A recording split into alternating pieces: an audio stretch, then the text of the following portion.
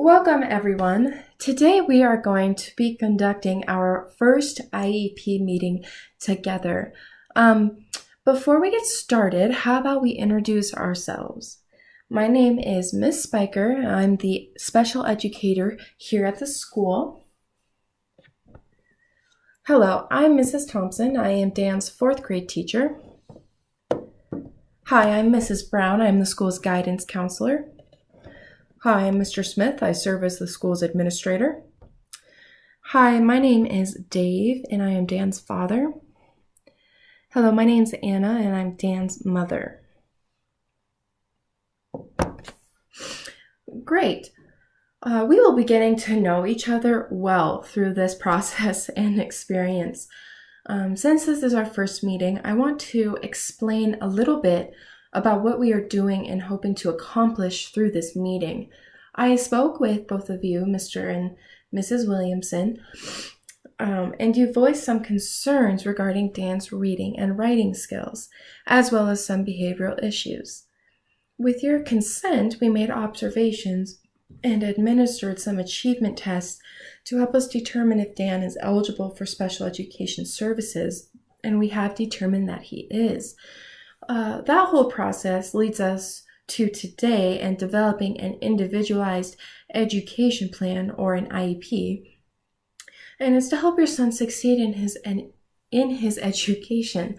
Any questions so far?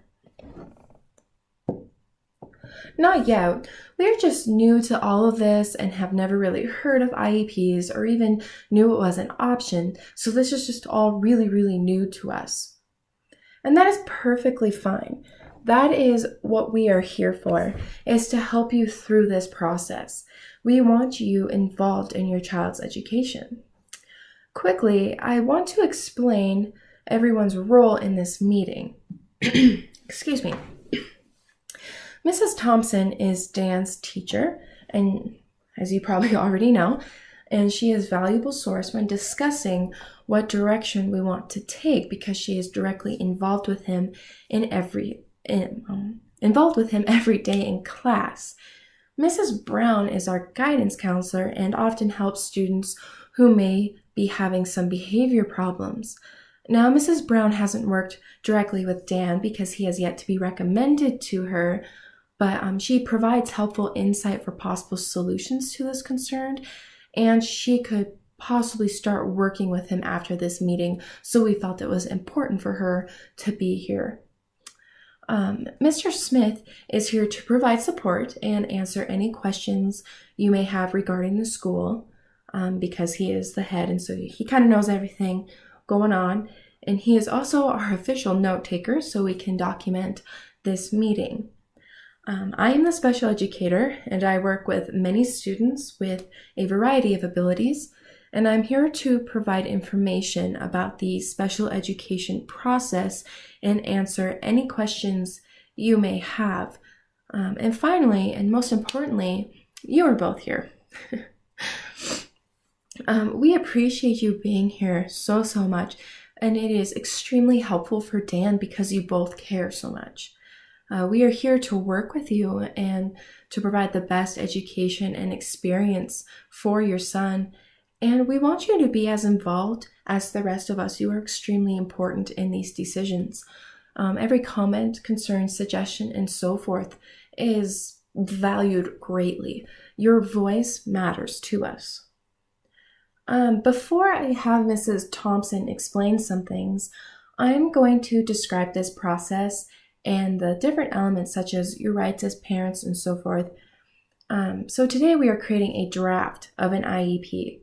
So this is an ongoing process, and an IEP is a draft that can be re-evaluated and changed. We technically have to meet at least one time a year, but it can be more than that depending on how things are going and what you as parents would like for Dan and what we are noticing working with him. So it really just depends on that. It's just we have to meet at least once a year. That's the minimum. Here I'm going to hand you the state's procedural safeguards so you can have them for your records. I will be explaining them, but this paperwork goes more in depth. And if you have questions, please feel free to come to one of us and we will gladly answer them for you. So first and foremost, you as parents are allowed to participate in these meetings and other aspects of your child's education. We value your time, we value your participation, the suggestions, all of it. You also have the right to a prior written notice, which we did provide for you before we began evaluations. And anytime we change the IEP or reevaluate, we will create another notice explaining our reasoning behind the change. We want to keep you guys informed of everything going on. We will also write and conduct everything in your native language, and we try our hardest to keep everything parent-friendly because these are some difficult terms and things to understand. As parents, you have a right to know what is going on, and we are required to gain your consent for an initial evaluation, which we did, and for services and re-evaluations. So you will consent to this IEP and any other re-evaluations or any changes we make, we have to have your consent. Any questions so far? Not yet. You also have the right to an independent educational evaluation. This means you can receive an evaluation from Dan from a non-school employee at no expense to you. It was decided to have the school complete this evaluation, but you still have this option. We would like to remind you that your son's educational records and everything being said today is confidential. You have access to any of his educational records, and including these new special education records we are creating in this process through FERPA. You both also have the right to an impartial due process hearing if you file a complaint. Do you have any questions so far? So none of this will cost us money. Absolutely not. We are just here to help your son, and we don't want to make it any harder for you than it already is. It's a lot to take in, and so we try to make this process as simple and easy for you as possible, and it does not cost you a dime. Now that we have discussed your rights as parents in this process, we are going to talk about the 3 discussion points of today's meeting that's kind of driving today's meeting. First, we will talk about Dan's present level of performance. And for this, I would like Mrs. Thompson to share her observations in the classroom since she does work with him on a day-to-day basis. Mrs. Thompson? Thank you. Dan is a bright kid and so friendly. He excels in math and does fairly well with social studies and science. He also does extremely well socializing with his peers. He does great comprehending different passages he listens to, and his comprehension skills are very strong. Dan is also great about watching his classmates to figure out what he should be doing, and he is able to follow smaller instructions. Now, there are some areas of growth that we would like to assist Dan in achieving, and that's why we are here today. When it comes to reading and writing, Dan struggles to decode large words. He struggles at reading at grade level independently and writing complete sentences with few errors. I have differentiated instruction by using peer tutors, orally reading the test to him, and providing him with an assignment book to help him keep track of his schoolwork. These things have helped him improve, but we feel like we can do more, and that's why we're here. We have many of the same concerns as you regarding Dan, and we want to do anything and everything to help him. That is a great attitude to maintain when helping Dan. Our next step in this meeting is to create some measurable annual goals. These goals give us objectives to strive for in helping Dan succeed, while also keeping us accountable as educators in making sure we help him. Because this is your first meeting, Mrs. Thompson, Mrs. Brown, and I created some examples of annual goals that we thought would help Dan. We would like your input and any suggestions you may have. These are not set in stone, they are just some ideas to get us started. The 5 goals we created for this are: number 1, given 4th grade reading passages, Dan will read passages aloud with 80% accuracy by May 14th, 2018. Goal number 2. Given instructional reading passages, Dan will decode difficult words while reading aloud with 75% accuracy based on a rubric by May 14th of 2018. The third goal is given writing assignments, Dan will write on paper using correct writing skills with only 5 to 10% error by May 14th, 2018. The fourth goal is given 3+ step instructions. Dan will complete the steps the first time asked 80% of the time based on teacher's record by May 14th, 2018.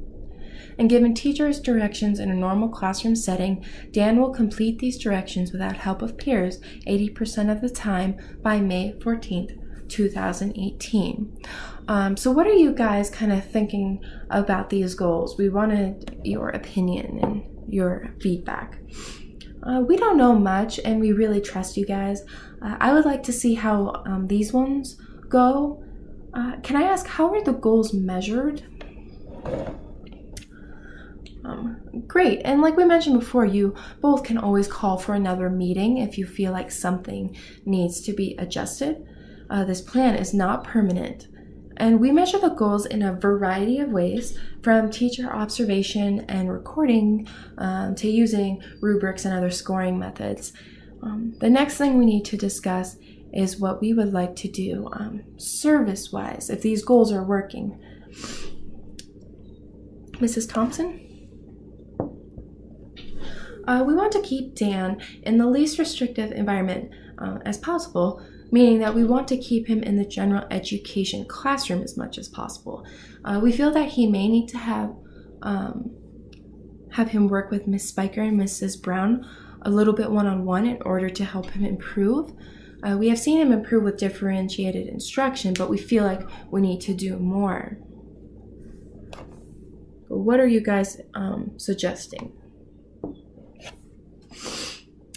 We were thinking that there either be a part-time aide that can help Dan throughout the day, or he can spend 40 minutes every other day working with me on reading and writing, and 40 minutes on the opposite days working with Mrs. Brown on behavior.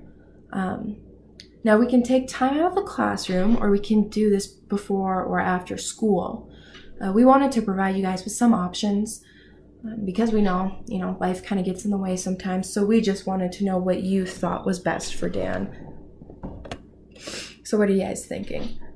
I think both Dave and I would like for Dan to work after school. We don't want him missing time out of the classroom, and it actually works better with both of our jobs anyway. Awesome. This is such a great start to this incredible process. We are excited to watch Dan grow as a student, and we truly appreciate everything you guys are doing and for coming in here. We want this to be a collaborative process, and we are excited to keep working with everyone. Thanks so much, everyone, for coming. We will finalize some stuff and get some signatures on this IEP and get started.